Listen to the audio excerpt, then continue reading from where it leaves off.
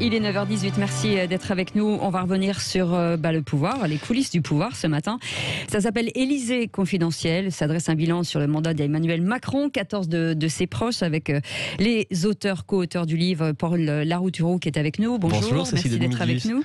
Journaliste et co-auteur, je l'ai dit, aux éditions Flammarion, et Elliott Blondet, bonjour. Bonjour, et vous êtes photojournaliste, vous avez donc suivi Emmanuel Macron dans les coulisses depuis nombreux mois. Oui, voilà, je vais y arriver. oui, quasiment tout le quinquennat en Absolument. fait. Quasiment, Oui, quasiment. Tout le quinquennat, en entier, du premier jour au dernier, quand ce sera fini. Et vous pouvez faire aussi, même si évidemment c'est pas l'objet de ce livre, un comparatif avec beaucoup d'autres déplacements soit de chefs de l'État, puisque vous aviez suivi aussi François Hollande. Tout le quinquennat de François Hollande. Oui, bien sûr. Et puis d'autres, voilà, et d'autres déplacements de politique, bien sûr, politique en tant que tel. Déjà, avant de parler et de rentrer dans le détail en fait de votre livre, hier il y a eu ce déplacement d'Emmanuel Macron donc à Lyon, et qui a reçu cet œuf dur, qui a rebondi, qui n'a pas éclaté. Est-ce que le chef de l'État, vous qui êtes photographe et vous qui l'approchez beaucoup avec le micro, est quand même bien protégé ou pas? Alors justement, il est en contact avec le public? Oui et non, c'est-à-dire que son service d'ordre fait absolument tout ce qu'il peut, mais lui va toujours au contact. J'y étais à Lyon, je suis le premier à lui avoir posé la question à Éric Zemmour, ce qui n'a rien à voir avec l'œuf dont vous parlez. Oui, bien sûr. Et pour répondre à votre question, non, il n'est pas assez protégé parce qu'il va au contact et il devance ceux qui sont censés faire barrière entre les gens et lui. Donc ça a créé la gifle et ça a créé l'œuf hier, mais il le revendique et il lui dit qu'il prend son risque, qu'il ne veut pas être dans sa bulle, ce qui est justement l'objet de notre livre. Oui, parce que bien sûr, vous parlez beaucoup d'une bulle. Oui, c'est un terme sécuritaire à la base. La bulle sécuritaire. Oui, elle existe quand même, cette bulle autour du chef de l'État, Elliott Blondet. Oui, bien sûr, cette bulle, elle existe, puisque déjà, il n'y a qu'une partie des journalistes qui peuvent couvrir au plus près le président, c'est ce qu'on appelle le pool. Donc oui, c'est vrai que cette bulle des journalistes se heurte aussi avec cette bulle de la sécurité, qui est quand même bien présente. Et puis c'est la bulle de la fameuse solitude du pouvoir, un homme qui peut donner la mort parfois quand il envoie des soldats. Dans le livre, on parle notamment de Sibeth Henner raconte les pleurs, la façon dont le président de la République a été bouleversé lors des premiers soldats décédés suite à une décision qu'il a prise. Et donc cette solitude-là, on ne peut pas savoir ce que c'est d'être le responsable de toute une nation, de 65 millions d'âmes. Et puis il y a aussi une forme, ce qui a créé la crise des Gilets jaunes, une forme d'arrogance, le phénomène du château. Et donc la bulle, elle est polymorphe, et c'est pour ça qu'on a interviewé 14 personnes, 14 portraits croisés, chacun raconte son Emmanuel Macron. Ça va de Christophe Castaner aux Gilets jaunes. Mais est-ce qu'il a changé? Est-ce qu'il a évolué en 5 ans? Dans quel sens? Oui, Elliott Blondet.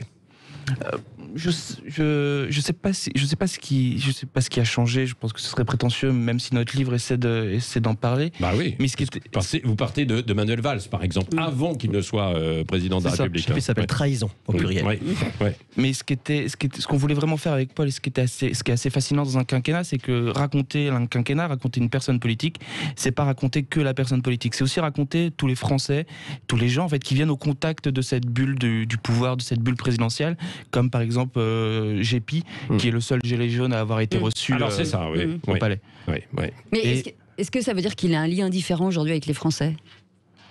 Pour répondre à votre question, la première, oui, il a changé profondément, il s'est durci, il s'est droitisé, tout le monde le dit, que ce soit les gens de gauche ou de droite, et oui, son rapport à la fois a changé, c'est-à-dire qu'il continue à aller au contact, et en même temps, maintenant il a un passif, quoi. Il a été président pendant 5 ans, il va devoir en répondre, il y a des réformes qu'il a faites, d'autres qu'il n'a pas faites, genre par exemple la réforme des retraites, il a dit qu'il ne la fera pas, ça ne rentre plus dans le temps, donc oui, moi je pense qu'il a profondément changé, et en même temps, si je veux dire, il garde parfois une forme de fraîcheur qui nous étonne et d'empathie, c'est-à-dire que on a Jonathan Gérand, le premier, vous savez, une des petites phrases qui est restée comme un sparadrap sur son front: je traverse la rue, je vous trouve un travail. C'est-à-dire qu'on l'a vu, Emmanuel Macron, on l'a vu profondément capable d'empathie. On a vu des moments vraiment où il était dans l'empathie. Et là, Jonathan Gérand dit: il m'a bâclé, c'est-à-dire qu'il aurait pris 40 secondes de plus pour écouter, pour comprendre que ce garçon qui galère profondément, je l'ai eu au téléphone il y a 2 jours, il galère. Vraiment, sa vie est dure. Il fait ce qu'il peut.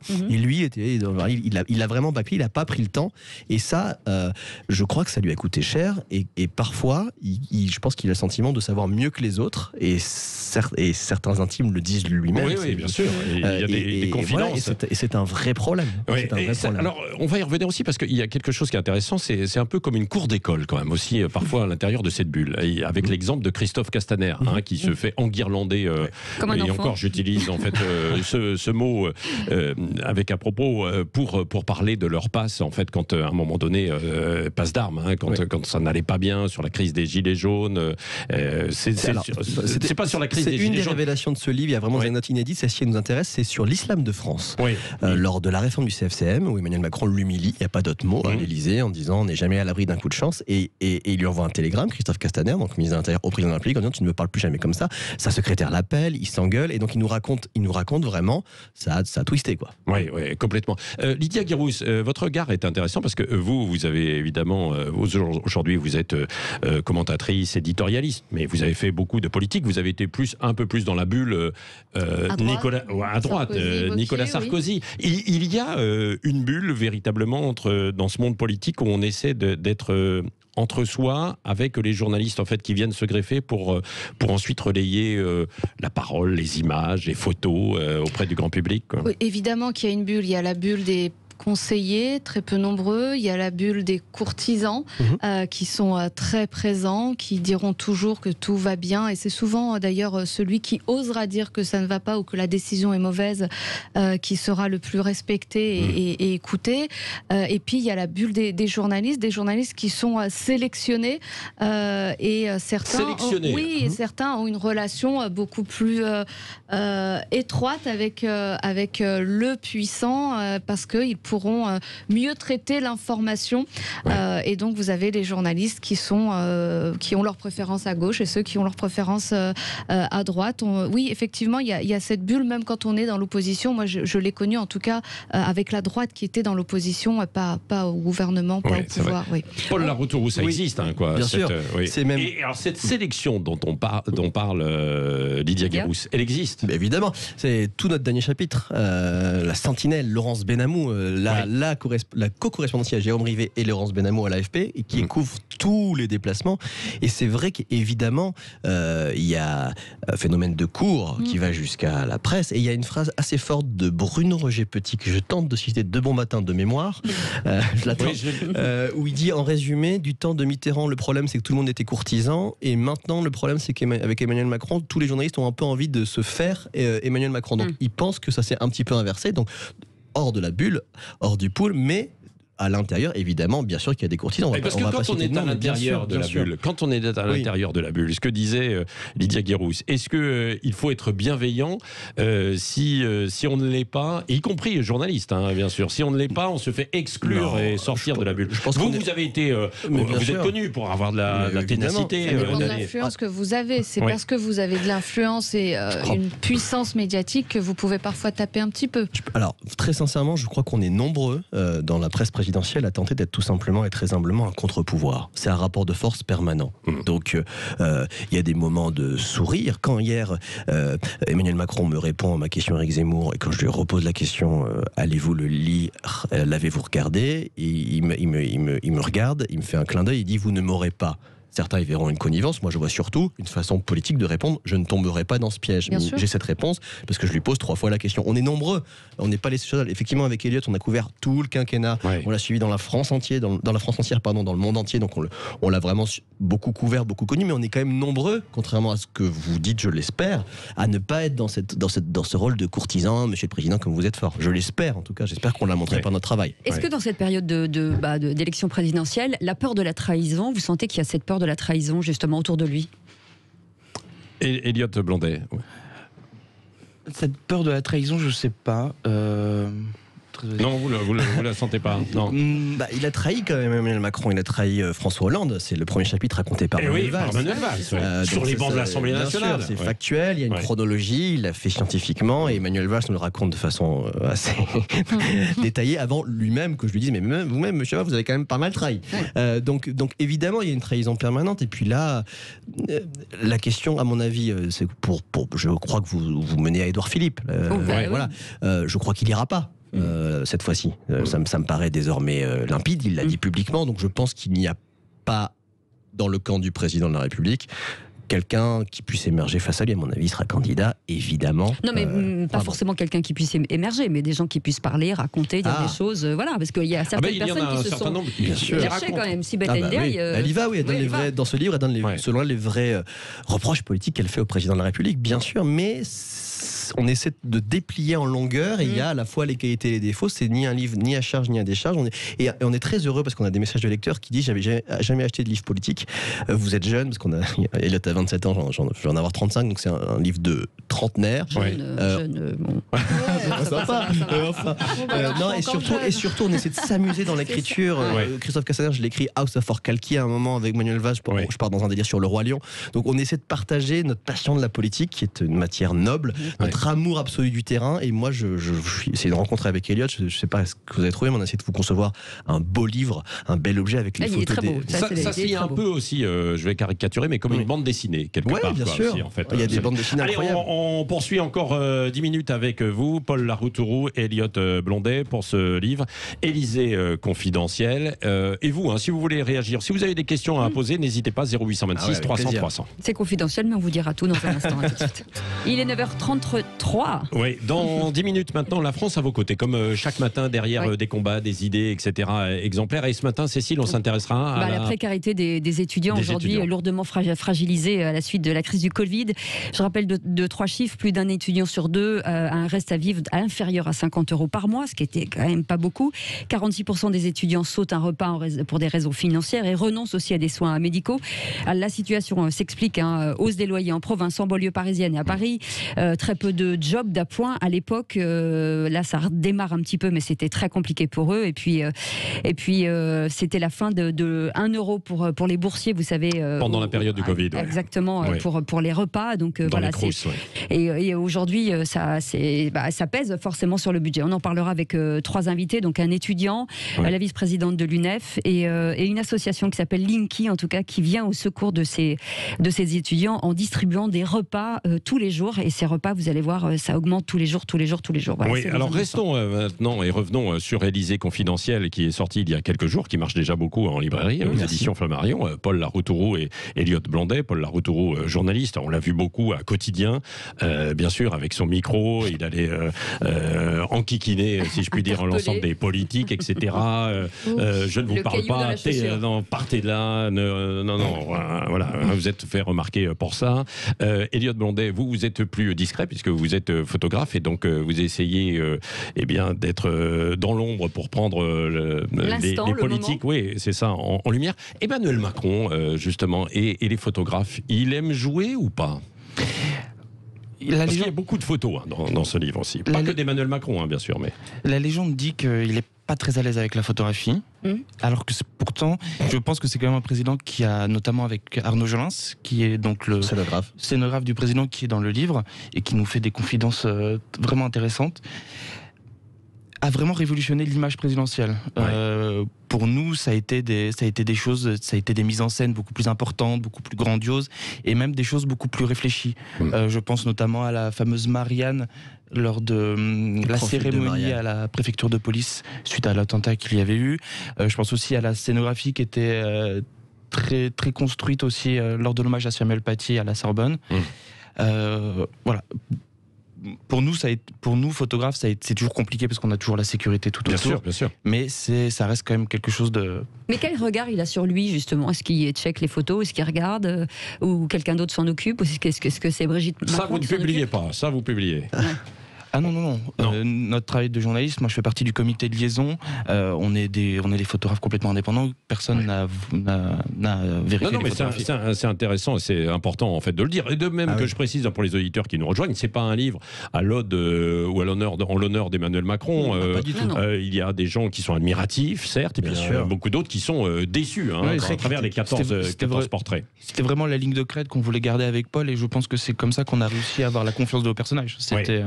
puisque on parle de scénographie, Paul Laroutourou, vous le suivez aussi, Emmanuel Macron, comme vous suivez beaucoup d'autres politiques. On dit beaucoup de lui que c'est un acteur. D'ailleurs, il a fait du théâtre avec une certaine Brigitte Macron, en fait, à une époque, hein, bien sûr. C'est comme ça qu'ils se sont connus. Et vous le sentez aussi comme ça, c'est-à-dire jouant un peu aussi. Le meilleur pour répondre à cette question, c'est un personnage de notre livre. Il s'appelle Jean-Marc Dumontet, grand producteur de théâtre, tout un théâtre, toute une. Et on s'est amusé à l'écrire en pièce de théâtre. Et donc Jean-Marc Dumontet répond en longueur à cette question. Et la réponse, évidemment, est oui. C'est un acteur qui mute selon les heures de la journée. Alors, ce qui n'empêche pas, évidemment, une forme de sincérité. Il croit, je pense, assez souvent dans ce qu'il dit, bien sûr. Il déclame pas forcément le texte d'un autre. D'ailleurs, Sibeth Ndiaye nous confie qu'elle en peut plus du temps qu'il met à écrire 15 millions de fois ses discours et vraiment c'est manifestement une torture d'écrire avec lui les discours et finir ses discours en improvisant. Bien sûr. Oui, bien sûr. Et on l'a vu à Whirlpool, il y a des moments où il est capable de grands moments d'improvisation et puis il y a des moments où il comme au Louvre où il le pense, il marche seul, ça dure des plombs, ça dure 4 minutes, il marche, bien sûr, c'est très théâtral. Nicolas Sarkozy avait un peu ça, peut-être un peu moins avec François Hollande, mais Lydia Guérousse, Nicolas Sarkozy aussi, il était soucieux en fait de tout ça, de l'image, bien sûr, de ce qu'il pouvait renvoyer, quoi. Je pense que tous les présidents, peut-être à l'exception de François Hollande, qui l'avait, mais qui pas de la même manière. C'était raté, malheureusement, il n'a pas eu beaucoup de chance. Il y avait la pluie. Exactement, je pensais à cela. Sont soucieux de l'image, de la scénographie, mais Nicolas Sarkozy, il avait aussi ce charisme qui était assez incroyable lorsqu'il prenait la parole, qu'a aussi d'ailleurs Emmanuel Macron dans un autre style. Mais Emmanuel Macron, on sent véritablement qu'il y a un côté presque théâtral et un vrai souci de la mise en scène, et on l'a vu dès son premier discours. Rappelez-vous cette longue marche au Louvre avec ce triangle derrière lui. Enfin, on a compris. Arnaud Jolin, justement, son scénographe. Pensé par Arnaud Jolin, son scénographe, qui est dans le livre, justement. Avec énormément de symbolique derrière. Et là, on a véritablement compris que ça allait être un président qui n'allait pas être un président normal, mais un président qui allait se mettre en scène, un président qui voulait être au-dessus, et c'était la fameuse présidence jupitérienne qui a parfois du coup dérivé vers beaucoup d'arrogance et de mépris. J'ai l'impression qu'il le rattrape maintenant, puisqu'il a compris ce qu'était la France. Et moi j'ai une question dans le livre: qui sont les plus durs avec Emmanuel Macron et quels sont les regrets qui reviennent le plus? Il y a Manuel Valls dans un premier temps. En dehors d'Emmanuel Valls, on comprend la trahison initiale. Ce qui est intéressant, c'est que Manuel Valls, il y a aussi une part d'admiration, de jalousie, mais de... Moi, un de mes passages préférés dans son autocritique, c'est qu'on fait un peu la galerie des grands traîtres, et dont Sarkozy, qui avait évidemment trahi Chirac, etc. Et il dit en résumé... moi j'ai trahi, ok, mais je me suis foiré et j'ai raté, pardon, je suis vulgaire, pardon. Et Emmanuel Macron, il a trahi, il a réussi. Et donc il y a une forme de comment dirais-je, de tristesse, et c'est ce que rend si bien, je trouve, la photo d'Eliott où on le voit regarder par la fenêtre. C'est l'histoire d'un Premier ministre qui voulait être président et puis qui se retrouve à regarder par la fenêtre le quinquennat. Il va à Barcelone, ça marche pas. Et donc Manuel Valls, à la fois évidemment il est dur, mais il est aussi à certains moments, il est vraiment très amélioratif sur le président de la République. Et j'aurais du mal à vous répondre parce que, encore une fois, les ennemis disent du bien et les amis disent du mal. Aurélien Taché, par exemple, en vrai, on s'attendait. Aurélien Taché, donc je rappelle, donc député République En Marche, spécialiste des questions de pauvreté. Le chapitre s'appelle Monsieur Pauvreté, le président des riches. Donc on va à fond sur cette thématique. Et il raconte évidemment que selon lui, le président Macron n'a un peu rien à faire des pauvres, pour la faire courte, mais quand même il dit: j'étais à Calais avec lui, avec le président de la République, il était dans une salle journée, je me suis comporté comme un courtisan. Il dit textuellement: je l'ai trouvé beau dans son costume, je n'ai pas osé lui dire les choses. Et donc ça nous a vraiment beaucoup surpris, et on est très heureux que dans ce livre, certainement ceux qui sont censés taper comme des sourds, ils sont capables de subtilité et de dire aussi peut-être que les choses sont un tout petit peu compliquées, quoi. Mais il y a des mots aussi qui claquent. Sibeth Ndiaye qui dit qu'elle a pris des balles perdues pour lui, et ça, ce qui prouve un engagement incroyable, une abnégation pour le président, en fait. Oui, c'est aussi le côté, je trouve, noble de la cour. Il y a des gens qui sont prêts à mourir pour Emmanuel Macron. Des soldats. Des soldats. Il y en a eu pour tous les présidents dans l'histoire de la Ve République, et même avant. Et Sibeth, oui, et il y a une phrase qui est très belle aussi à la fin, je ne vais pas le lire sous les yeux, mais où elle dit: j'aurais aimé en gros qu'on soit moins proche. C'est-à-dire que ça lui a coûté cher. Elle a fait des bêtises, attention, on fait la liste de toutes les bêtises, et elle a dit des bêtises. Ça, elle en a dit. Mais bien sûr, il y a une forme d'abnégation, il y a une forme de... sur le Covid, les perquisitions à son domicile aussi. Enfin, c'est des scènes qui sont violentes. Des scènes qui sont, et ça s'appelle les signes noirs, ce chapitre, parce qu'il y a eu, c'est un mot que je connaissais pas, vraiment. Elle l'utilise. Elle l'utilise. Je connaissais vraiment pas ce mot. En fait, c'est une façon de qualifier des événements qui, avec le recul, paraissent évidents, mais on s'y attendait pas. L'élection d'Emmanuel Macron, les gilets jaunes ou le Covid. Et je trouve qu'on, grâce à elle, dans sa pédagogie du pouvoir, on comprend, et ses erreurs, parce que vraiment, encore une fois, je le répète, on y va sur ses erreurs, on fait haïs sur toutes ces bêtises, et elle en a fait, et elle en a dites, et aussi on raconte aussi, et notamment, je donne un petit bonus, on n'a pas écrit dans le livre parce qu'on avait trop de matière, et donc ça je l'ai pas mis. Et vous savez la fameuse scène sur BFM où elle fume. Oui. Donc on l'a chambrée là-dessus, et en fait elle nous raconte, mais vraiment je l'ai senti très sincèrement sincère, c'est le jour où il y a eu la première projection, où comme quoi il pourrait y avoir jusqu'à 500 000 morts en France sur plusieurs années, enfin sur plusieurs mois à cause du Covid. Et elle raconte en fait qu'elle a repris la clope ce jour-là. Et après que son mari et ses enfants l'ont engueulée parce qu'elle a repris la clope. Mais il y a une forme de... Nous, ça nous a touchés parce qu'elle nous parle vraiment du pouvoir de l'intérieur, comment ça marche. Et il y a de la com, et il ne faut pas écouter tout ce que disent les politiques. Bien sûr, il faut prendre du recul sur ce qu'ils disent. Mais ils ont vécu quand même Enfin, les gilets jaunes, à mon avis, l'ont en grande partie provoqué. Mais le Covid, ils ont quand même fait pour beaucoup ce qu'ils pouvaient. Et ils s'en sont pris plein la figure, et il le raconte, je trouve, avec beaucoup de sincérité. Oui, absolument. Élysée confidentielle, donc Paul Laroutourou et Elliott Blondet, photojournaliste et co-auteur de ce livre. Merci d'être venu ce matin au micro de Sud Radio. Et puis on va continuer de suivre ça, parce que évidemment, plus que jamais, on aura besoin des confidences autour de l'Élysée et de tout ce qui va se passer. Dans un instant, la France à vos côtés, on va sur la précarité des étudiants. Avec nos invités. Vous voulez nous appeler ou nous en parler, 0826 300 300, vous attend au standard. À tout de suite.